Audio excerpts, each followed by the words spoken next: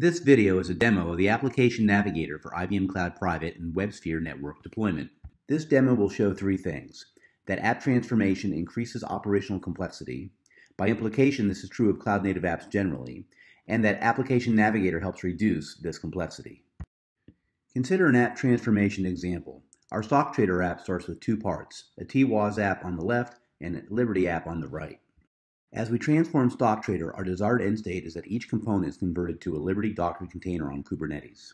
You will note two components, query and notification, were not transformed. For some components, higher complexity compels deferred transformation or even a business decision to leave as is indefinitely. Transformation to a cloud-native architecture results in multiple separately deployed containers, which adds new tools like the Kubernetes console plus Grafana and Kibana dashboards to the operational landscape. Not to mention, in this example, the WAS tools stick around since we haven't transformed all components in this generation of stock trader.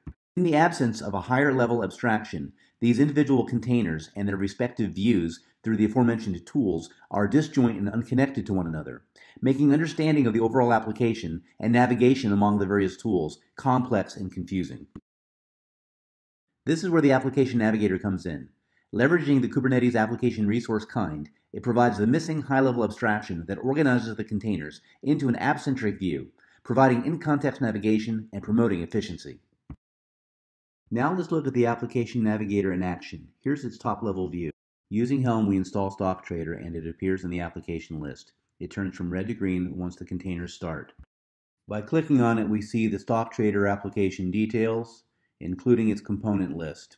These are the deployments and services and other Kubernetes resources that comprise this application. Clicking on a component like the loyalty level deployment takes us to the ICP console's detail view for that resource. Configurable action menus provide kind-specific actions that can be carried out, such as in this case for Liberty deployment looking at its Kibana logs. By annotating a resource with subkind, different action menus are possible. For example, Node.js versus Liberty. For Node.js, for example, we have View App Metrics Dash, which takes us to the App Metrics dashboard of performance statistics for Node.js. Reversing the order of the kinds brings the W's to the top, and we see the WebSphere Traditional and WebSphere Liberty components, which were left untransformed. For the traditional on the cell, we go to manage the application, and it takes us to the application config page in the WebSphere admin console. Similarly, for the WebSphere Liberty server running on a virtual machine, the action menu takes us to the admin center, to the server config view, where we can operate on that server. The Application Navigator also shows application and component status. We will simulate an error by scaling a deployment down to 0. By switching to the Application Navigator view, we see that stock trader has a problem. If we drill into it, we see which component of stock trader has a problem, loyalty, no surprise. Flyover help shows that 0 are available. That's the source of the problem. So if we drill into it, then we see back in the ICP console that there are indeed no pods. Well, that's a problem. So we will correct our simulated error by scaling the deployment back up to 1 where it's supposed to be. And having done that, switch back to the application view, and we see in a moment that stock trader goes from red to green, and sure enough, loyalty level is back up and running. Problem solved. Naturally, in a production environment, application status is monitored by APM tools. Automation does what recovery it can, and the responsible party is notified when manual intervention is required.